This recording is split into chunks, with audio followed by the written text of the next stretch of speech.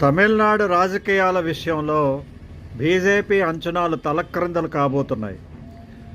మొదటి నుంచి అన్నామలై తను దిగి పూర్తిగా తమిళనాడు ముఖ చిత్రాన్ని మార్చే ప్రయత్నం చేస్తున్నప్పుడు అతనికి పూర్తిగా చేదోడు వాదోడుగా నిలబడవలసినటువంటి బీజేపీ పార్టీ, జాతీయ పార్టీ మళ్ళీ అన్నామలై మాటను పక్కన పెట్టి, అన్నామలైనే పక్కన పెట్టి అన్నాడీఎంకేతో పొత్తు కుదుర్చుకొని ముందుకు సాగాలని చూసింది.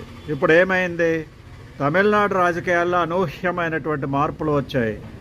టీవీకే పార్టీ పుట్టుకురావడం, టీవీకే పార్టీతో పాటుగా అన్నామలై నుండి వేరుపడేటువంటి వ్యక్తులు ఒకరికొకరు మూడు పెద్ద గ్రూపులు సపరేట్ కావడం, ఈ మూడు పెద్ద గ్రూపులు ఇప్పుడు టీవీకే పార్టీకి దగ్గర అవ్వడం వల్ల అన్నాడీఎంకే పార్టీతో బీజేపీ పెట్టుకోబోయేటువంటి పొత్తు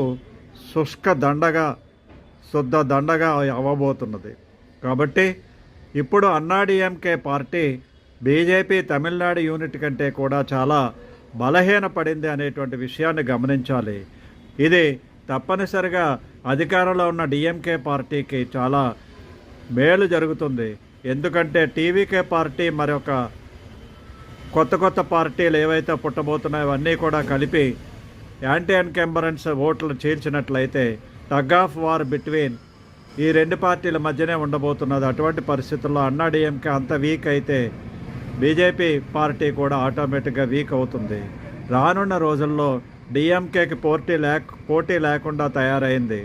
కాబట్టి ఇప్పుడైనా సరే పరిస్థితిని చక్కదిద్దుకొని బీజేపీ సరైనటువంటి పద్ధతిలో సరైనటువంటి ఎలియన్స్తో ముందుకు పోయినట్లయితే తప్పనిసరిగా తమిళనాడులో కూడా బెంగాల్తో పాటు విజయాన్ని సాధించడానికి అవకాశం ఉంటుంది. లేకపోతే బెంగాల్ ఒక్కటే బీజేపీకి దక్కేటట్టుగా రానున్నటువంటి ఎలక్షన్స్లో కనిపిస్తున్నది. కేరళ ఎలాగో బీజేపీ పార్టీ పోటీలో ఉంటుందా ఉండదా అనేటువంటి సందేహం. కాబట్టి ఇప్పటికైనా సరే మేల్కొని అన్నామలై లాంటి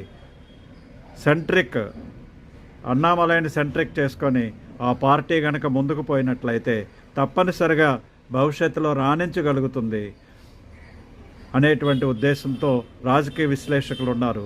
సిటిజన్స్ కమిటీ కూడా, ఆంధ్రప్రదేశ్ తెలంగాణ సిటిజన్స్ ఫారం కూడా ఇదే నమ్ముతున్నది. జై హింద్, జై భారత్.